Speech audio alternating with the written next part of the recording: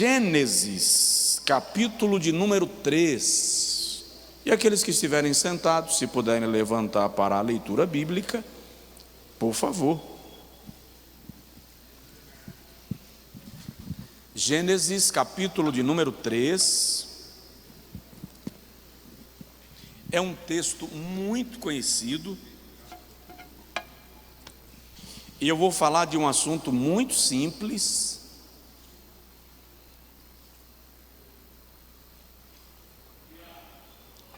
Você não vai precisar raciocinar muito para entender o que eu vou falar, mas vai precisar de disposição para responder algumas perguntas que eu vou lhe fazer.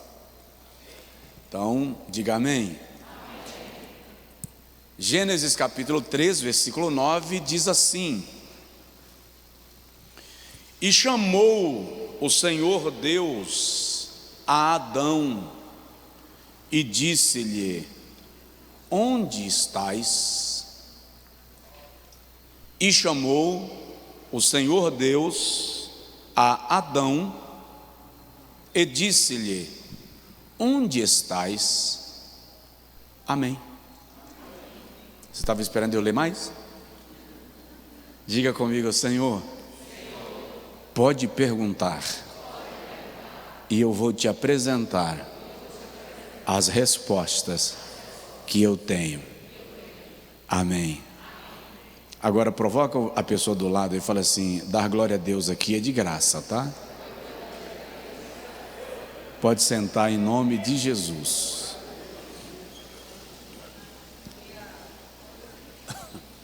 Irmãos, o método de fazer perguntas ativa no cérebro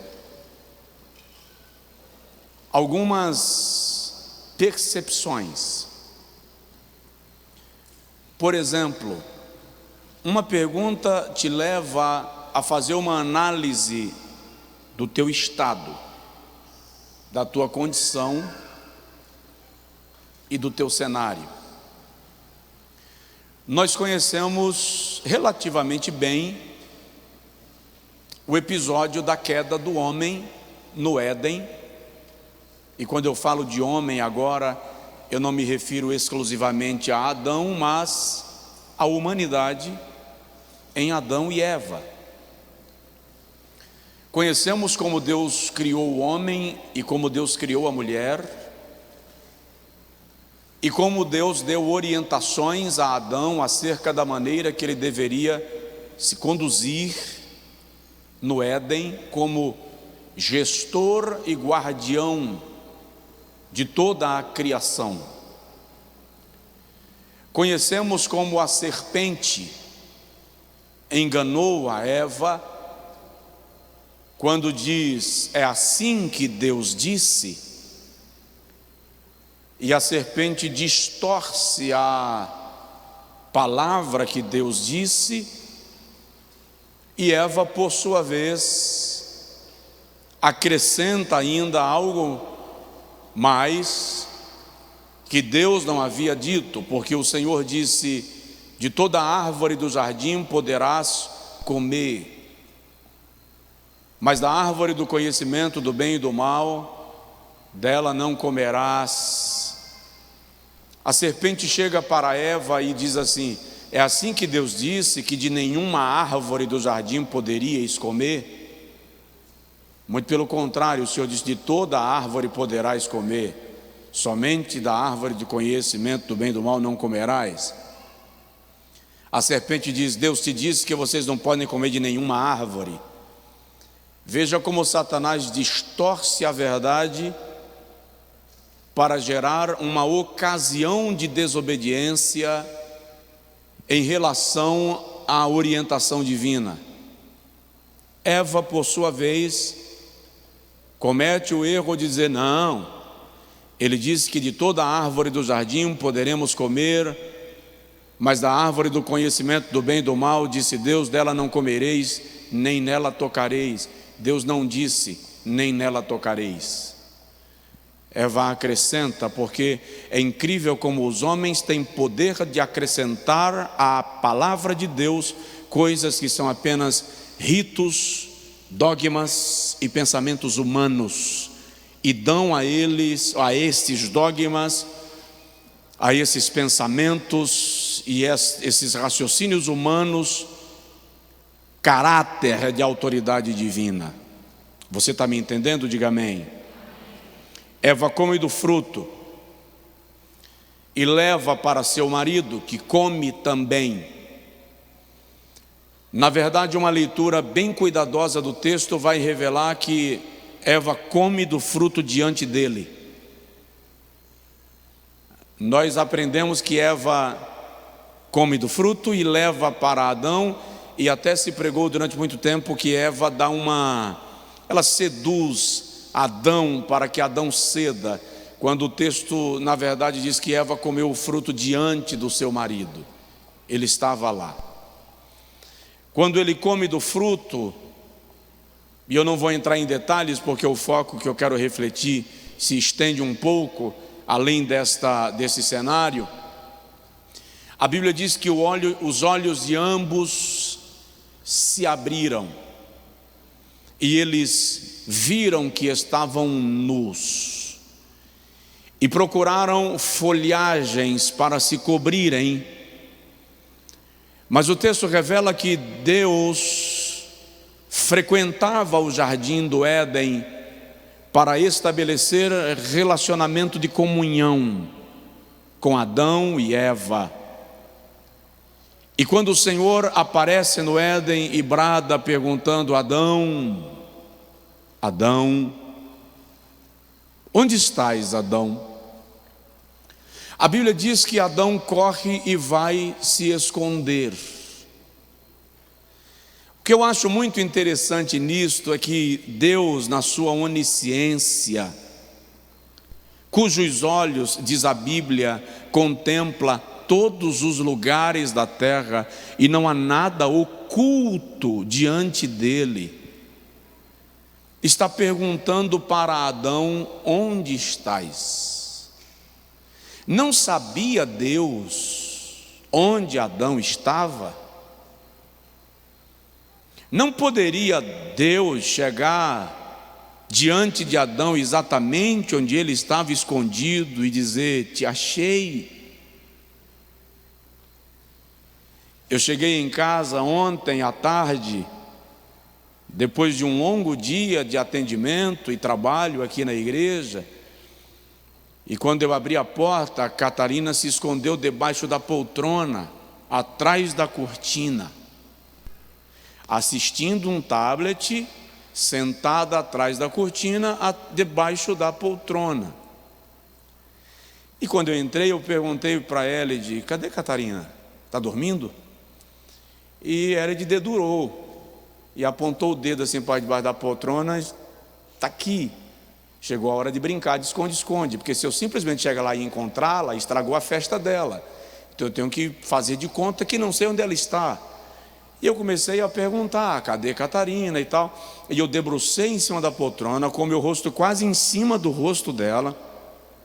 Ela estava tão concentrada no tablet, escondida, que ela não viu que eu estava praticamente em cima dela. Aí eu soprei. Foi que ela olhou e começou a sorrir. A brincadeira ganhou o seu propósito. Não podia Deus chegar para Adão e colocar o rosto em cima do lugar onde Adão estava e dizer assim: achei? Por que Deus fica conversando no jardim e perguntando: onde estás? Por que Deus trabalha com perguntas? Por exemplo, Caim matou Abel, e quando Caim foge da presença de Deus, a Bíblia diz no capítulo 4 do Gênesis que o Senhor pergunta: Caim, onde está o teu irmão Abel? Não sabia Deus onde Caim havia deixado o corpo de Abel? Sabia, mas por que ele pergunta? Já percebeu que Jesus, no seu ministério, muitas vezes faz perguntas em vez de afirmações? Os seus inimigos lhe perguntam e ele responde com outra pergunta. Bom mestre, que farei para herdar a vida eterna? Aí Jesus diz assim: o que diz a lei? Não era mais simples, na lógica humana, simplesmente dizer guarda os mandamentos? Jesus leva o indivíduo a raciocinar sobre aquilo que ele já sabe. Eu não sei quanto tempo durou o processo da vida de Jó. Alguns estudiosos falam de algo entre 7 e 10 anos. Mas sei que quando Deus aparece a Jó, ele faz aquele patriarca 56 perguntas que até hoje nem a ciência tem resposta. Onde mora a luz? Qual é o peso do vento? E o Senhor pergunta a Jó, quando o que aparentemente o que Jó precisava era de solução, e Deus chega com perguntas. Pergunta por quê? Eu preguei numa conferência em São Paulo que o nome é Pergunta por quê? Todas as vezes que Deus faz perguntas, Ele tem pelo menos 3 propósitos. Primeiro, Ele quer que você se veja. Deus quer que você faça uma retrospectiva e olhe para você mesmo. Vou usar uma expressão do Angico: se enxergue. Segundo, todas as vezes que Deus te faz uma pergunta, Ele está querendo que você o veja. Ele está querendo chamar a tua atenção para Ele. Para quê? Porque todas as vezes que Deus faz uma pergunta, Ele pretende te confrontar. E Deus vai te confrontar na tua própria resposta. Tipo assim, se você sabe disso, por que você está fazendo o contrário? Então, é por isso que Deus faz perguntas. Precisamos compreender também que, quando estas perguntas chegam a nós, alguns resultados imediatos se manifestam. Por exemplo, quando Deus faz pergunta, Ele nos faz ver para onde estamos indo, que destino nós estamos tomando. Segundo, quando Deus nos faz perguntas, Ele provoca em nós a revelação de para onde deveríamos estar caminhando. Você deveria estar indo por aqui e está indo por aqui, então Ele te confronta nisso. Todas as vezes que Deus nos faz perguntas, Ele revela o nosso estado, a nossa condição. A maioria de nós, sobretudo aqui no Ocidente, conversa muito pouco consigo mesmo. Pouquíssimos de nós fazemos autoanálise periodicamente.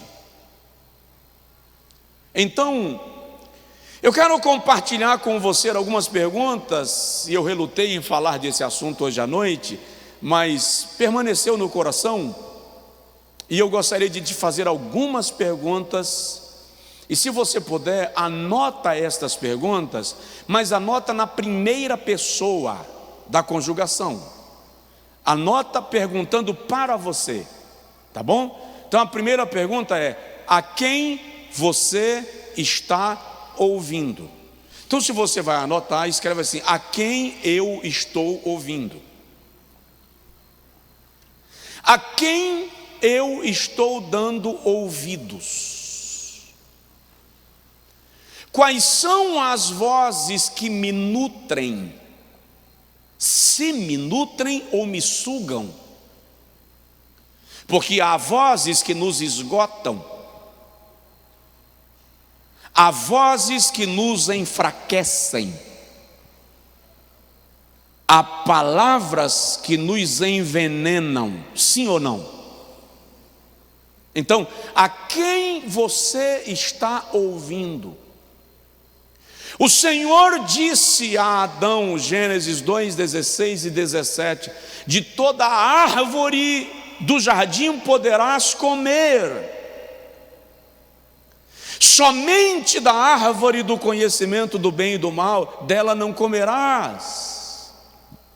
Mas a serpente chega e diz: é que Deus sabe que no dia que comerdes da árvore, sereis divinos como Ele, vocês se tornarão deuses. E a Bíblia diz que Eva percebeu que a árvore era agradável aos olhos e boa para se comer.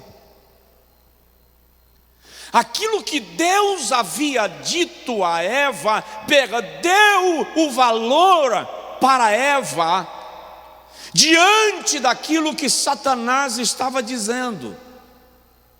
Eva abriu mão do que Deus havia dito e se apegou ao que Satanás estava dizendo.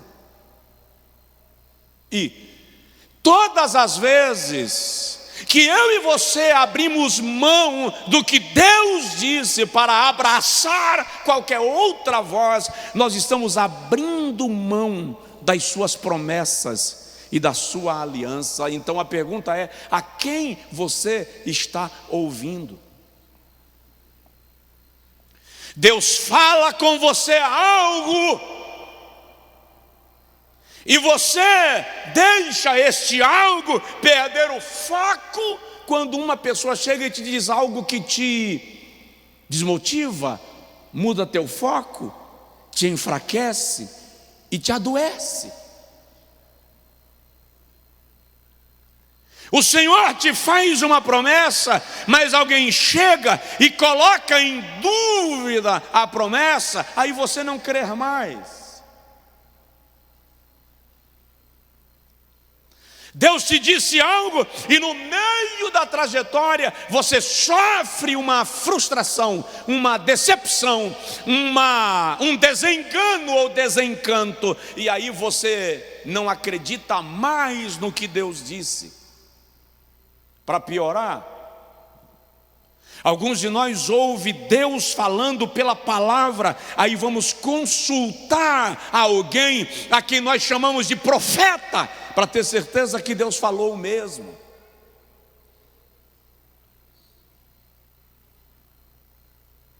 Tem alguém aí? Pergunta aí para a pessoa do seu lado: a quem você está ouvindo? Quem te doutrina, quem te orienta, quem te aconselha, quem te diz palavras que te acalmam ou te agitam? Qual é a tua fonte de alimento e abastecimento espiritual e emocional? Tem muita gente que transformou as redes sociais em fonte de nutrição ou desnutrição. Porque na rede social se vende aquilo que interessa, se manipula a informação, se manipula a verdade, faz a foto que se deseja, edita da cor que você prefere.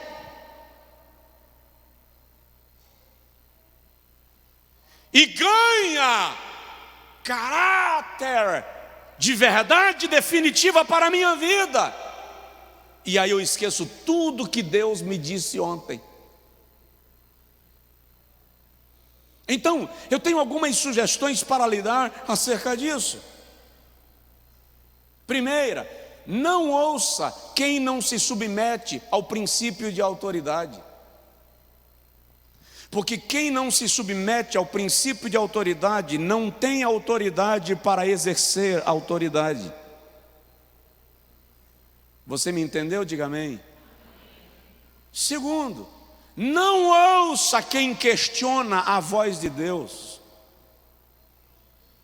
No momento que a serpente questionou Deus, ela já não era digna de atenção, porque o caráter de Deus não é passivo de falha. Não ouça quem tem inveja de você. Recebe aí, varão. Não ouça quem tem inveja de você. Porque quem tem inveja de você vai te aconselhar para você ir na direção que vai te fazer perder aquilo que você tem, mas que o interessa. Não ouça. Não ouça a opinião de pessoas ou pessoa que esteja envenenada, porque ele vai destilar veneno.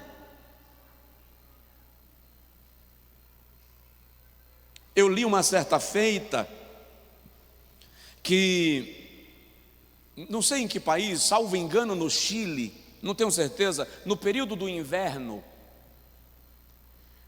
uma espécie de cobra venenosa, devido ao frio, elas se encontram, 10, 12, 15 animais, répteis, e fazem uma bola, enrolando uma na outra para se aquecerem no período do inverno. Só que enquanto elas estão enroladas uma na outra se aquecendo, elas estão se picando, se envenenando, se matando. Quando o inverno passa, a maioria delas morreu, envenenada, enquanto se aquecia. Ou seja, enquanto se aquece, se mata. Analisa bem a quem você ouve. Palavras envenenam, palavras matam, palavras ferem ou dão vida. E nunca empreste a sua boca para matar alguém. Nunca empreste sua boca para envenenar alguém. Seja instrumento de bênção, profetize, abençoe, nutra, ajude, estimule, fortaleça. E se você não estiver conseguindo, cala a boca, que boca fechada é mais produtiva que boca aberta para emitir besteira. Estenda a mão à pessoa do seu lado e diz para ele assim: em nome de Jesus eu te abençoo. Em nome de Jesus eu te abençoo. Segundo lugar, segunda pergunta que eu quero te fazer, são perguntas importantes. Primeira é essa: a quem eu estou ouvindo? Quando eu brigo com a minha mulher, quando eu brigo com o meu marido, quando eu estou nervoso com meu filho, quando eu estou chateado com o meu trabalho, com quem eu me abro? A quem eu ouço? Porque aí você se abre com aquela pessoa que quer a tua posição na empresa, e a pessoa diz: rapaz, com a capacidade que você tem, sai dessa espelunca, arruma outro trabalho que você vai ter salário melhor ainda. Está de olho na tua saída para conseguir a tua vaga. E você, lerdo, faz o jogo. Aí lá na frente, quando o camarada ocupa a tua vaga, você diz assim: era tão ruim.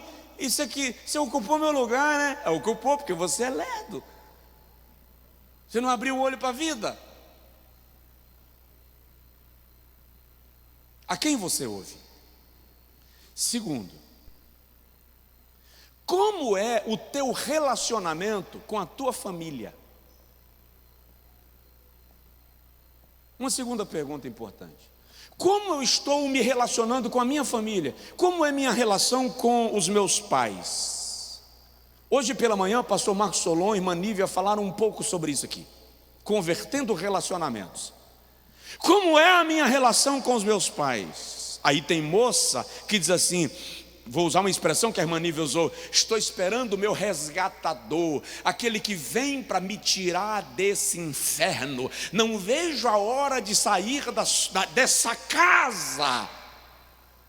Aí você vai descobrir que quando esse, aspas, inferno está dentro de você, você vai embora e ele vai junto.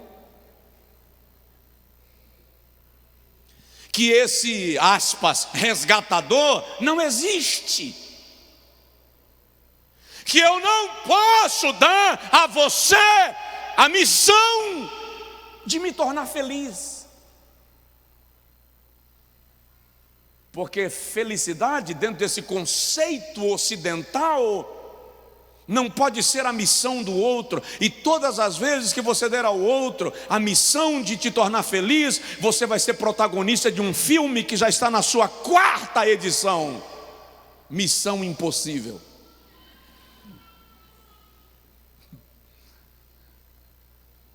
Como é a sua relação com os seus irmãos? O cara não zela da mãe, nem zela das irmãs. Tu acha mesmo, santa, que ele vai zelar de você? O camarada não honra a mãe, nem honra as irmãs dele. Você acha que ele vai honrar a namorada, a noiva, a esposa? O camarada não cuida do pai, da mãe na velhice, na enfermidade. Vai cuidar de tu? Tu clama o sangue de Jesus. Fazer igual diz o louvor pentecostal, chuta aquele laço.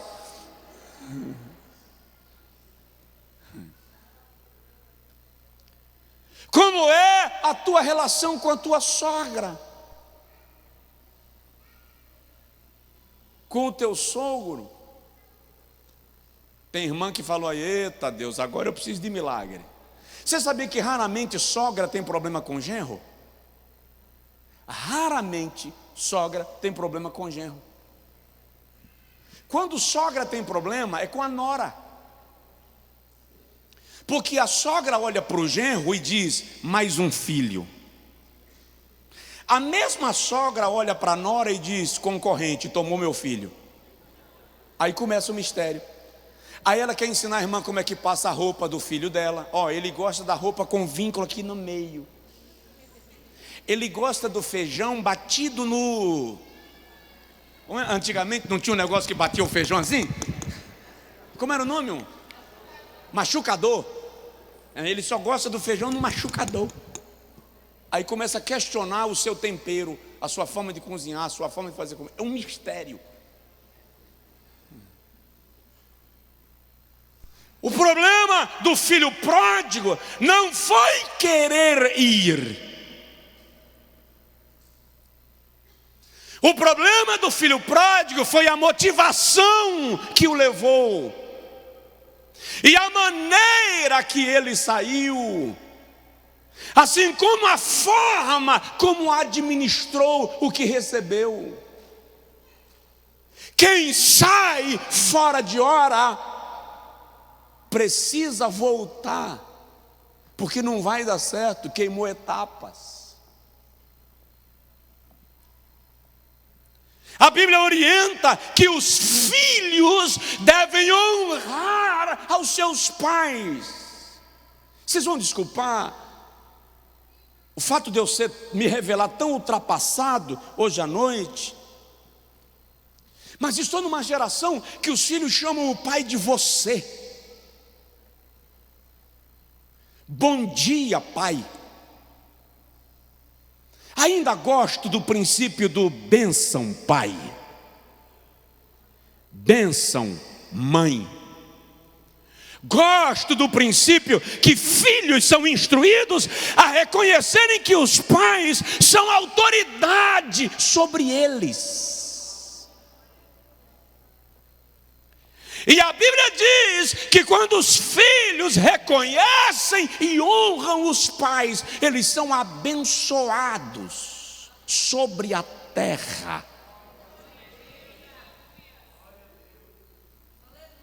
Gosto sim do conceito bíblico de que os pais não devem espancar seus filhos, nem tratá-los com irritação para que eles não se desanimem, porque eles precisam ser motivados. Como é a sua relação com a sua família? Vou fazer uma pergunta sem graça que você não precisa me responder. Quando foi a última vez que todo mundo assentou-se ao redor da mesa para um almoço ou para um jantar? Pai, mãe e filhos. A mesa perdeu a razão de estar na sala.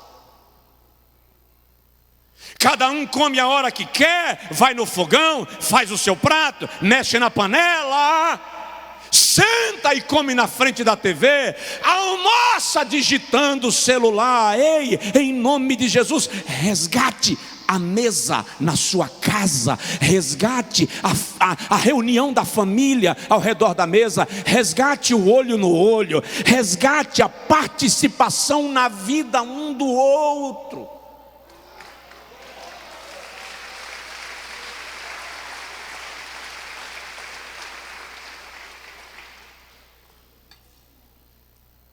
Há uns anos atrás, eu viajava muito. Viajar muito, que eu me refiro, toda semana eu viajava de sexta a domingo. Então eu chegava segunda-feira e todas as vezes eu trazia um presente. E comecei a descobrir que a minha chegada estava gerando no meu filho pequeno a expectativa não da presença, mas do presente. Quando eu percebi isso, eu alterei a minha rotina e deixei estabelecido que a presença é mais importante do que o presente. Então, às vezes, nós não suprimos os nossos filhos com a presença e queremos compensá-los com a barganha. Provoca aí a pessoa que está do seu lado, e quem está do seu lado possivelmente é da sua própria casa, e pergunta assim: como está a sua relação com a casa?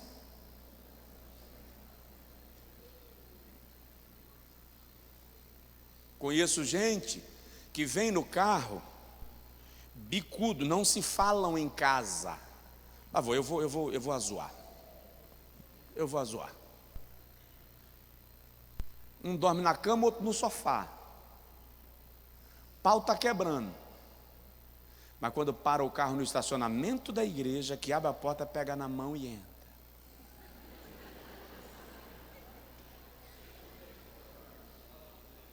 Para quê? Fazer bonito para quem? Terminou o culto, mãozinha. Entrou no carro, me larga. Já aguentei demais. Lembrei agora da história do irmão. Partiu para a glória. Depois de uns anos partiu a esposa. Quando ela, é uma piada, claro. Quando ela chega lá no paraíso e encontra com ele, Joaquim, ele chega. Não, basta na terra. Aqui é céu.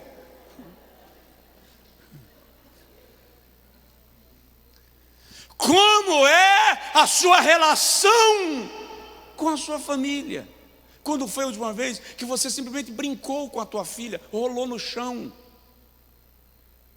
saiu com ela para um sorvete,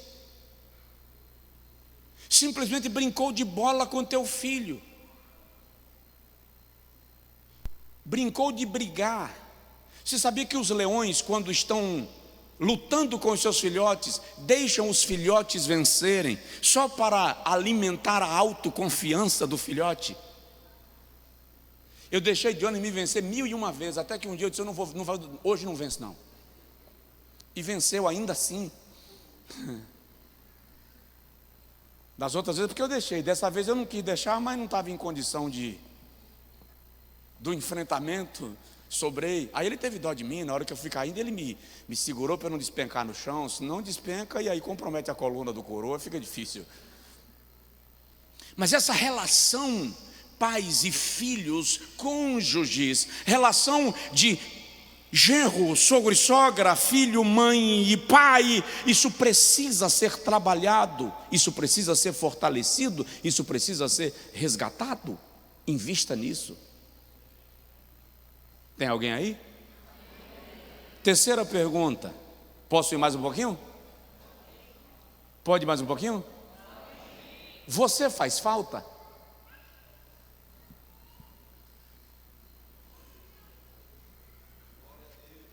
Olha para a pessoa que está do seu lado e pergunta assim: eu faço falta?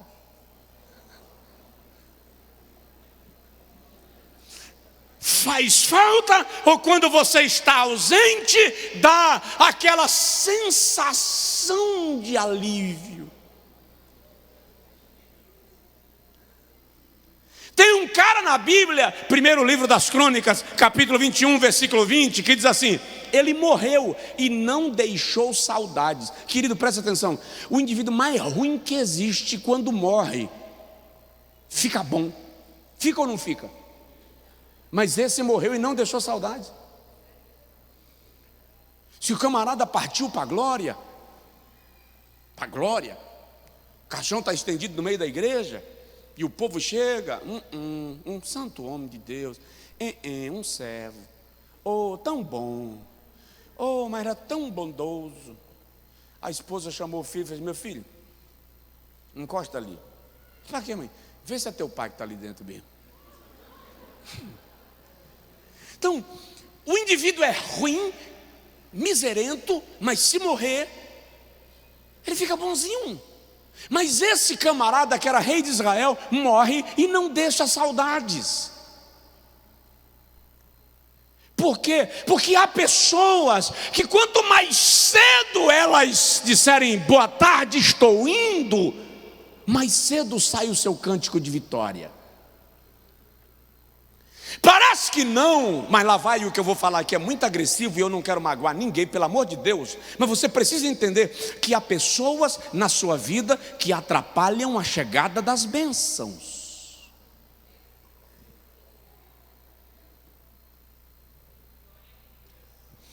Gênesis capítulo de número 13, a Bíblia diz assim: e logo que Ló se apartou de Abrão, o Senhor chamou a Abrão fora da tenda e disse: levanta os teus olhos e vê, toda esta terra eu te darei. Deus não disse a Abrão qual era a promessa enquanto Ló estava perto.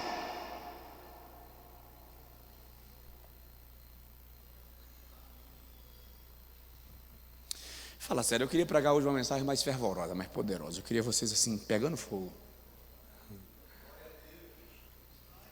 Mas a pergunta é: eu faço falta? No dia que eu não estou em casa, eu faço falta? Desculpa aí a pergunta e não precisa responder, tá? No dia que eu não estou na igreja, eu faço falta? Ou dá um alívio? Ai, graças a Deus que não veio hoje. Sangue de Jesus tem poder.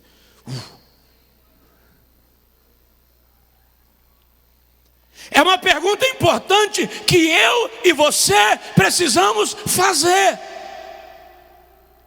Você já percebeu que tem pessoas que se tornam personas não gratas naturalmente? Por exemplo, você conhece alguém com o nome Caim?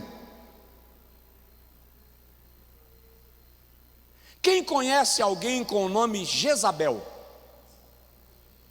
Jesus, retirei a pergunta. Passei um X em cima da questão. Judas Iscariotes. Porque tem pessoas que você cria um bloqueio automático, natural. Por quê? Porque pessoas iracundas não fazem falta. Pessoas sugadoras não fazem falta. Pessoas que te oprimem, que te sufocam, não fazem falta.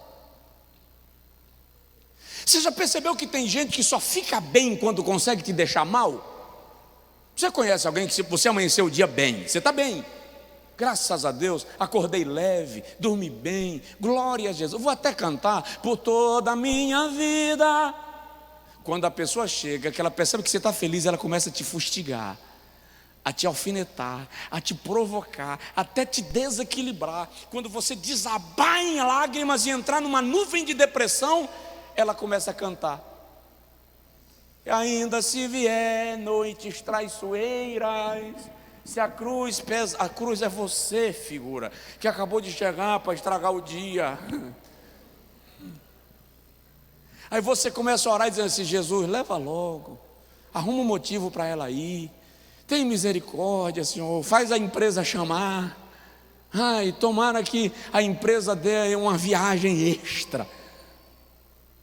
Você faz falta, porque as pessoas que fazem falta são pessoas facilitadoras, pessoas otimistas, pessoas nutridoras, pessoas positivistas, que estimulam, que nutrem, que abastecem, que te dão palavra de ânimo, que quando você está achando que não tem mais solução, ela diz: calma, calma, vamos encontrar um caminho. Pessoas que quando se aproximam, você sente que ali vai sair alguma pérola, tem alguma coisa que vai te ajudar. Tem gente que naturalmente gera em você um sentimento de segurança. Diga comigo: Senhor, faz de mim essa pessoa. Sua mulher não pode ter medo de você, irmão. Seus filhos não podem ter medo de você, pai ou mãe. Não confunda medo com respeito. Você chegou, ficou tudo pianinho porque está todo mundo amedrontado. Isso não é autoridade, isso é autoritarismo.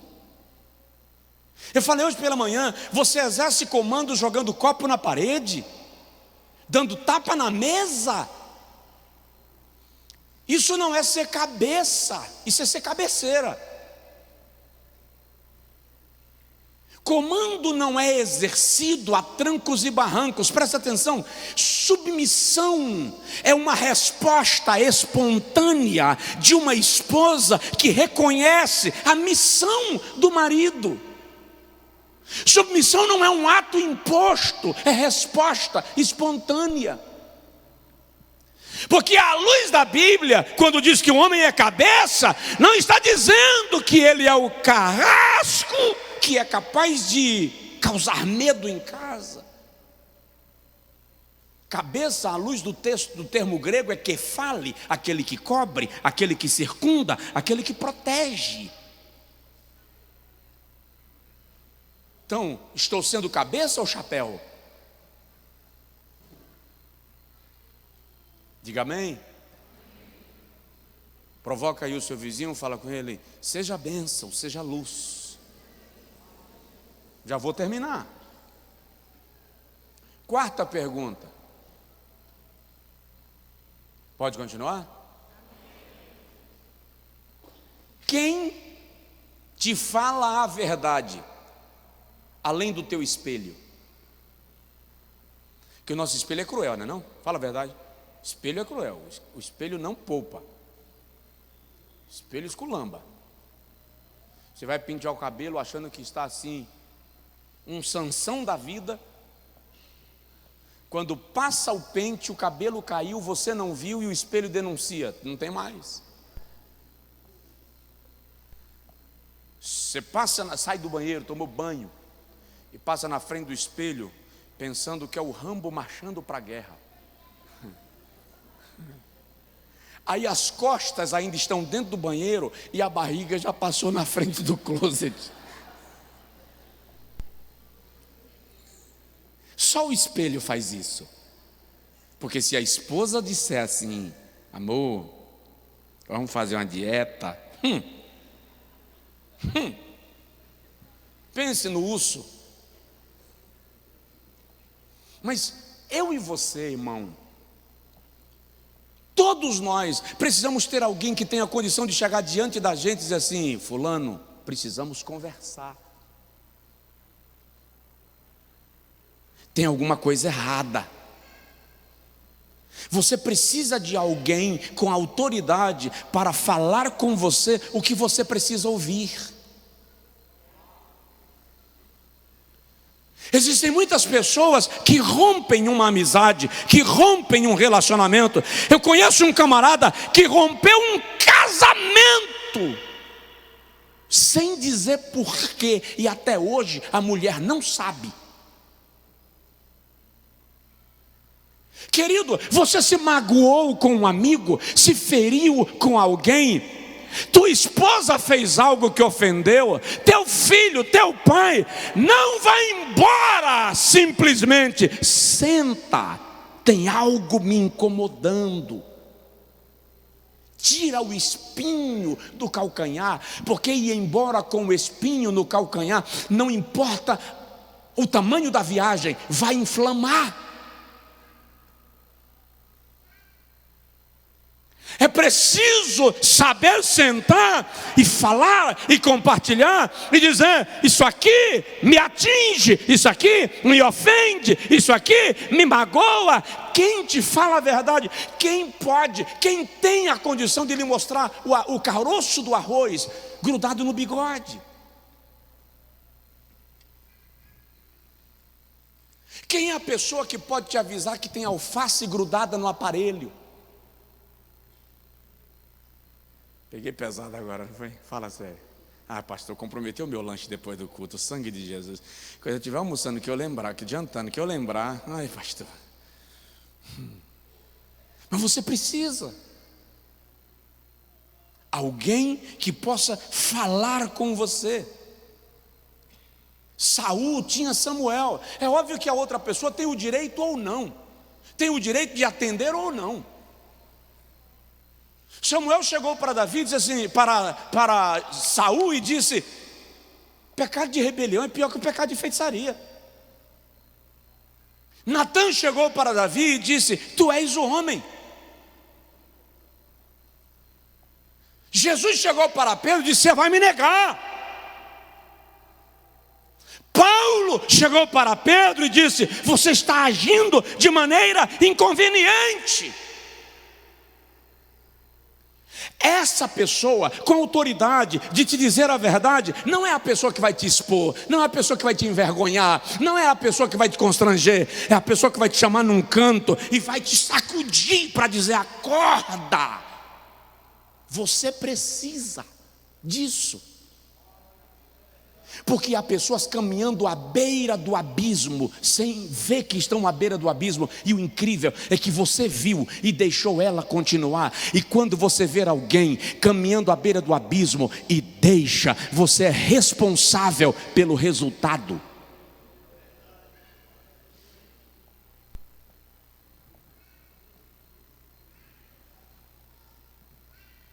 Vem cá tocar para eu cantar um louvor, para ver se o pessoal fica assim mais alegre, porque está muito parado.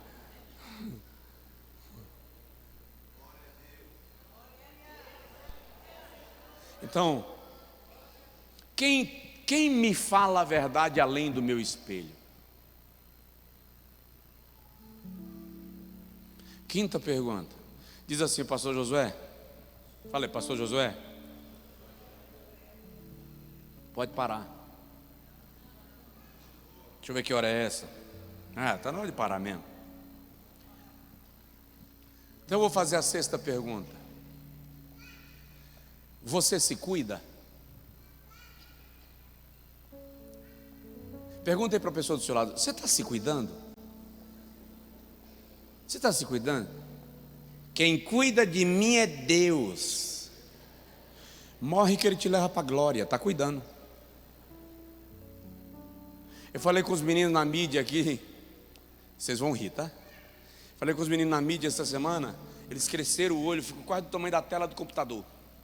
Se eu quero um banner escrito assim, ó: faça piada, faça segredo, mas faça exame da próstata. O pastor que cuida da criação girou a cadeira assim, virou para mim. Johnny estava na sala e falou assim: você vai fazer mesmo? Eu vou.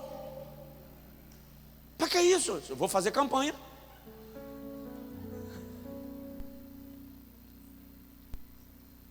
Por quê? Porque tem gente pensando que quem vai cuidar de alguns detalhes da sua vida é Deus, quando Deus te deu os mecanismos para você cuidar. Aí eu parei essa semana na frente de um camarada extremamente inteligente, 3 formações de nível superior, camarada assim, bem vivido, bem tranquilão, 56 anos. Vou não, velho. Vou lá. Eu disse: ô idiota, posso falar com ele assim, porque a gente tem muita aproximação. Tu tá achando que tá abafando, né? Lerdo, acorda pra vida. Faz o seguinte, foi em outro estado. Falei: faz o seguinte, marca o dia da consulta que eu venho para ir contigo. Fica tranquilo que quando tu sair do consultório, eu te provoco, eu te pirraço, eu faço piada. Você se cuida? Ô irmã, a senhora faz o toque da mama para identificar a possibilidade de algum nódulo, ou está esperando o anjo fazer?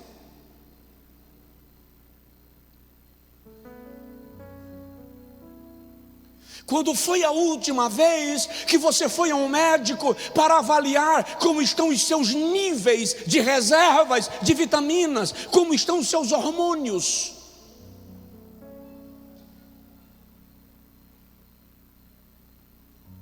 Eu vou simplificar. Você vai num salão de vez em quando? Ou deixa as caspas aí que são da vontade de Deus?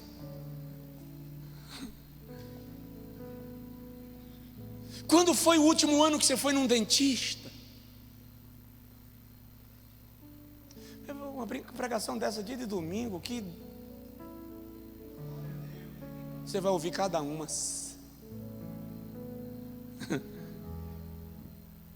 Analisa isso. Você se cuida? Você está se cuidando? O que você tem feito por você? Você desopila, descarrega, faz alguma coisa que te ajuda a liberar a sobrecarga emocional? Pergunta para a pessoa do seu lado de novo: você está se cuidando?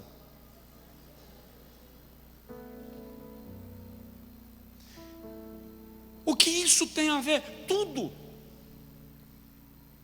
Se te tornares fraco na hora da dificuldade, a tua força será pequena.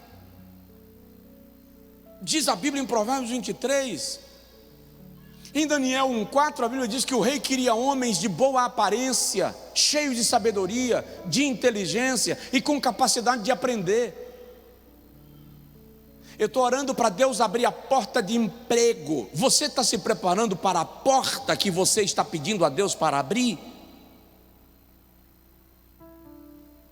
Porque a porta abre e você não se preparou para ela, aí outro entra.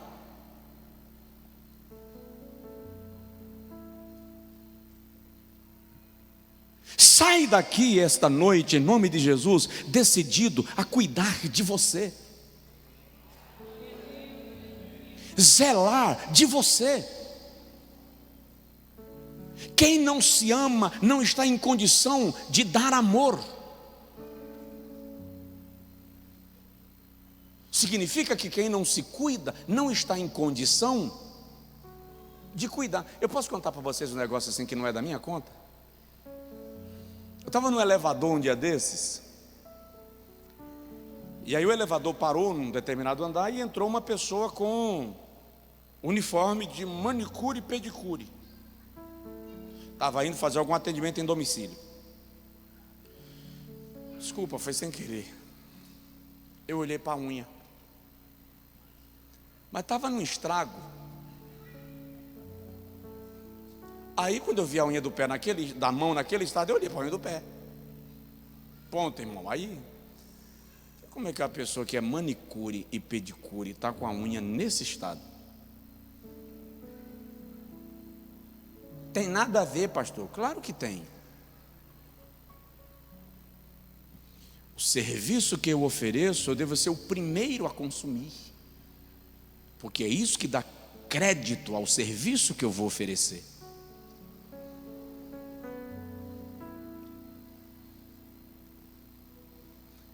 Sexta pergunta, já estou terminando. Você inspira outras pessoas? As pessoas podem olhar para você e se sentirem inspiradas por sua causa. Ele venceu, eu também vou vencer.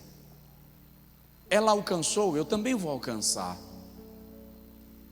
Você motiva outras pessoas? O apóstolo Paulo diz a Timóteo: cuida de ti mesmo, para que assim tenhas cuidado não apenas de si, mas daqueles que te ouvem. Nós precisamos ser fonte de inspiração para alguém. Quando eu era menino, era normal os adolescentes terem na porta do quarto o pôster de um jogador de futebol, de um lutador de boxe, de um ator de cinema. Era a fonte de referência de sucesso. Nós precisamos ser inspiração para alguém. Tua esposa precisa se inspirar em você. Teus filhos precisam se inspirar em você. Teu marido precisa se inspirar em você. Teus amigos precisam se inspirar em você. Teus liderados precisam se inspirar em você. Você precisa ser uma pregação sem abrir a boca. Inspire. Se a pessoa que estiver do seu lado ou for do seu convívio pergunta assim: eu te inspiro de alguma forma? Eu te inspiro? Porque as pessoas que inspiram, no dia que você está assim para baixo, como dizem, no núcleo da terra, elas conseguem te levantar, elas conseguem te animar, conseguem te fortalecer. E eu termino. Você é generoso? Pergunta assim: eu sou generoso? Generosidade não é apenas o ato de dar. A forma de dar também comunica generosidade. Generosidade é um princípio espiritual, você sabia? A Bíblia diz que a alma generosa prosperará.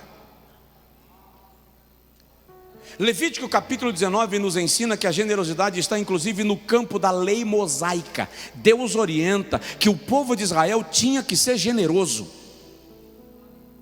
porque o segredo da prosperidade para a nação de Israel está no campo da generosidade. Na minha generosidade, eu preciso investir naqueles a quem Deus fez transitar meu caminho, para que eu seja resposta de Deus na vida deles. Na minha generosidade, eu preciso observar quando a igreja que eu faço parte tem desafios e participar deles. Generosidade não é apenas o ato de ofertar, a maneira como eu oferto também é generosidade. Por exemplo, eu conheço pessoas, eu conheço situações que na hora do ofertório o indivíduo pega o dinheiro, amassa, coloca no envelope e joga no gasofilácio. É dinheiro, mas não é generosidade. E conheço gente que coloca perfume, talco. Pastor, eu tenho tanto prazer em apresentar a Deus a minha adoração financeira, que eu quero que o dinheiro vá perfumado. Sim, isso é generosidade. É o prazer de fazer de tal forma que não apenas penso no valor monetário, mas no valor espiritual com o qual eu estou fazendo. Isso é generosidade. A Bíblia diz que aquele que pode fazer o bem e não faz, comete pecado.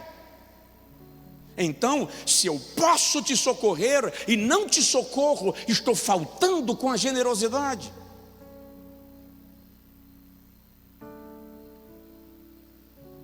Generosidade é entender que se eu posso fazer mais, eu não tenho por que fazer menos, porque a Bíblia diz que Deus ama aquele que dá com alegria.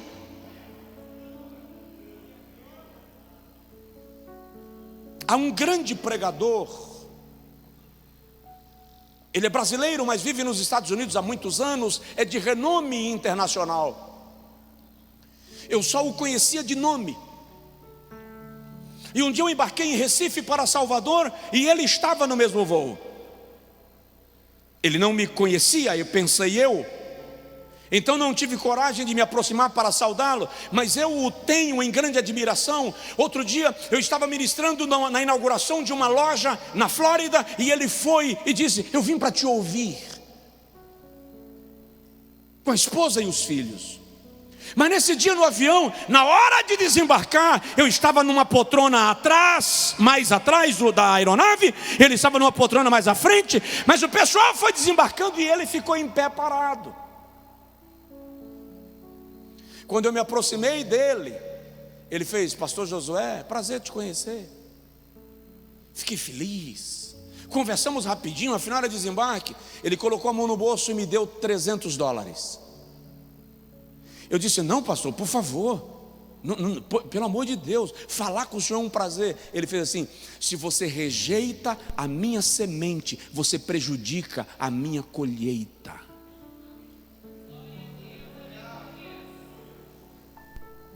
Generosidade. Generosidade é você não esperar que o outro te peça. Se você sabe que ele precisa, você faz. Diga comigo: Senhor, faz de mim uma pessoa generosa. O generoso cuida, o generoso preserva, o generoso socorre, o generoso investe, o generoso cobre. Esse é o princípio bíblico. E eu vou terminar para orar contigo. Você tem 7 perguntas no teu juízo. Volta para casa pensando nelas. Eu vou te dar só mais uma. O que você está disposto a fazer só para agradar a Deus? O que você está disposto a fazer só para agradar a Deus? Ninguém vai ver. Você não vai receber aplausos, não vai receber títulos, não vai ser divulgado, mas Deus vai ficar satisfeito. Vou dar um exemplo. Abraão levou Isaque a Moriá. Quantas pessoas viram? Nenhuma. Os 2 que estavam juntos ficaram ao pé do monte, e eles 2, Abraão e Isaque, subiram sozinhos. Tem assunto que é entre você e Deus, e tem coisa que Deus vai pedir de você que possivelmente ninguém vai saber, mas quando Ele te honrar e te recompensar, Ele vai te honrar em público, vai cobrar de você em segredo e vai te honrar publicamente, e ninguém vai saber. Por que será que Deus está fazendo isso com ele? Por que será que Deus está fazendo isso com ela? Porque ele atendeu a Deus no momento que ninguém estava vendo. Jeová viu e está respondendo publicamente, porque ele é galardoador daqueles que o buscam. Fica de pé, por favor, quem puder. O que você está disposto a fazer só para agradar a Deus? Davi sabia que humanamente ele não era páreo para Golias, mas ninguém se apresentou. Se ninguém se apresentou, eu irei. O que será que Deus está pedindo de você? É fácil obedecer a Deus quando Ele está me pedindo algo que eu gostaria de fazer. Meu servo, eis que te digo, eu te convoco, meu servo, para uma semana de férias nas Ilhas Maldivas.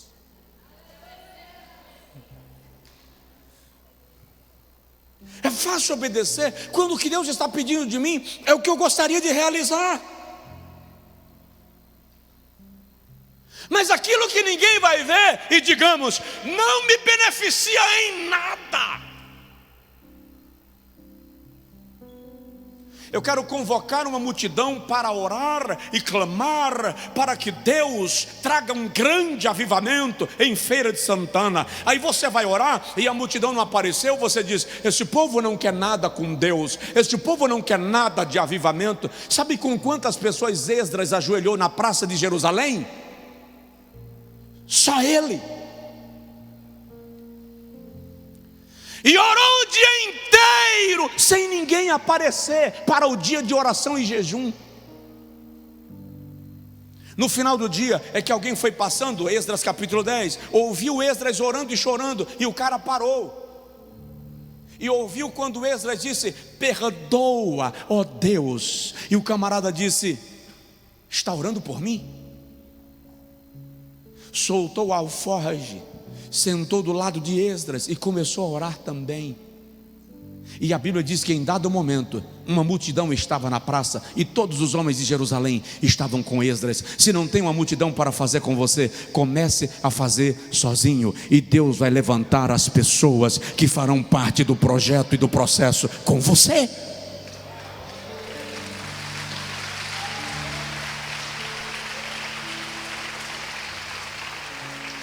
Talvez Deus esteja esperando que eu e você respondamos a algo que Ele já nos sinalizou. Faz, obedece, cumpre, se move, anda. Deus vai te usar para ser resposta para alguém. E segura isso, aquilo que Ele está te cobrando em secreto. Quando a honra vier, Ele vai te honrar diante dos outros. E alguns vão dizer: não estou entendendo. E você vai poder dizer: pergunta para Ele. É por isso que tem gente que fica assim: não entendi porque que ele, novo convertido, já está assim. Não entendi porque que a empresa dele conseguiu dar certo tão rápido e a minha não. Tem coisa, queridão, que é assunto do segredo de Deus. Jeová mexeu com o indivíduo, chamou ele para um desafio, ele abraçou o desafio, e Jeová está respondendo ao desafio que ele fez, e ele atendeu. E você não entende, porque não é assunto meu, nem é assunto teu, é assunto de Deus. O que será que Deus está pedindo de mim individualmente? E de você individualmente? Qual é a oferta que Deus está cobrando de você no altar? Para Abraão ele disse: quero Isaque. Para Saul ele disse: não quero nem ovelhas nem novilhos, só quero que você faça o que eu te mandei. O que será que Deus está pedindo de nós? O que Deus está pedindo de você? Ele já ministrou no teu coração algo ao teu respeito. Às vezes é uma mudança de hábito, uma mudança de pensamento. Às vezes é apenas se dirigir a alguém e pronunciar-se num direcionamento que Deus já deu. Eu não sei o que Deus está querendo de você, mas sei que o altar está posto e Ele está presente. E esta é a hora de você colocar no seu altar. Vou orar contigo. E se você quiser sair do seu lugar e vir orar diante do altar, pode. Faz isso. Senhor, eu estou atendendo ao teu chamamento, eu estou atendendo à tua provocação, eu estou atendendo àquilo que o Senhor me solicitou, e eu vou fazer, e eu vou cumprir, eu vou realizar. Obedeça, porque na obediência há uma resposta do céu. Ainda que você diga assim: mas para mim é prejuízo, Deus está te mandando abrir mão de algo, e você diz: não, que eu vou sair no prejuízo. Você nunca sai no prejuízo quando faz o que Deus te mandou fazer. Nunca. Mardoqueu livrou o pescoço de Assuero. Alguém na porta estava articulando: nós vamos matar o rei, vamos envenenar. Quando ele estiver dormindo, a gente crava a adaga no peito dele. Mardoqueu ouviu, chamou o chefe da guarda e disse: ó, tem um golpe aí sendo armado para o rei. O rei foi informado, mandou investigar, viu que era verdade, executou os golpistas, Mardoqueu nunca foi chamado para ser honrado. Mardoqueu não ganhou medalha. O rei não apertou a mão de Mardoqueu para dizer: muito obrigado, você salvou minha vida. O rei não disse: você precisa de um lote de terra para construir sua casa. O rei não disse nada disso. Mas Jeová viu, acreditou e deixou correr com juros. No dia que Amã, o primeiro ministro do império, conseguiu do rei um decreto para enforcar Mardoqueu sem o rei saber, e Mardoqueu ia morrer no outro dia, naquela noite, Jeová disse: está na hora de sacar. Está na hora de sacar o depósito. Tirou o sono do rei. Hoje você não dorme. Lá para a madrugada, o rei, sem conseguir dormir, impaciente, nervoso, mandou chamar os cronistas. Lê alguma coisa aí que é para ver se eu sinto sono. E os cronistas vão ler o diário do rei. E na leitura encontraram, quando Mardoqueu salvou a vida do rei, o rei perguntou: que tipo de recompensa foi dada a ele por esse bem que me fez? O cronista diz: não consta nada no relatório. Parece que não foi feito nada, majestade. O rei disse: tá bom, vou pensar em alguma coisa, vou dormir.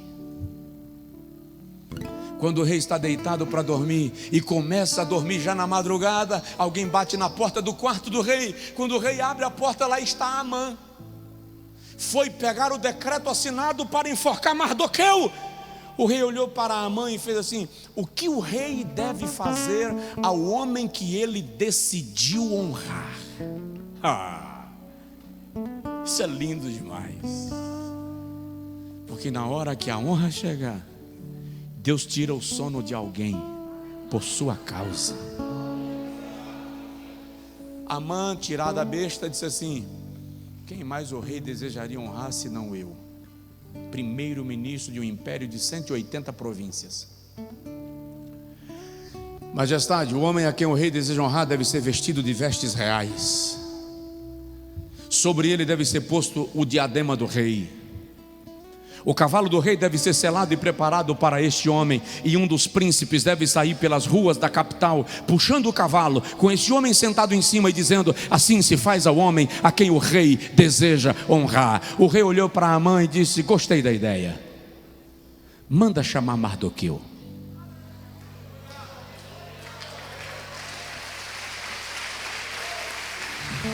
Veste ele de vestes reais, coloca sobre ele o diadema do rei, vai lá no Aras real e prepara o cavalo, e vamos fazer um negócio. Não precisa chamar um príncipe fora, aproveita que você já está aqui, e você mesmo sai nas ruas da capital dizendo: assim se faz ao homem a quem o rei deseja honrar. Assim se faz ao homem a quem o rei deseja honrar. Recebe. Vai chegar a hora da resposta de Deus àquilo que você fez, atendendo à sua orientação. Pai, aplica a tua palavra em nós. Gera em nós vida e disposição. Gera em nós milagres extraordinários. Dissipa toda nuvem infernal de confusão e perturbação mental. Leva esta pessoa para casa hoje respondendo perguntas e colocando essas perguntas diante do teu altar, se dispondo a fazer aquilo que o Senhor lhe está ministrando fazer, para o bem do teu reino e para a glória do teu nome. Cura os corações, visita a alma do teu servo e da tua serva, e agora, Senhor, libera cura, bálsamo de cura sobre quem está aqui no templo, sobre quem está em casa. Libera, libera.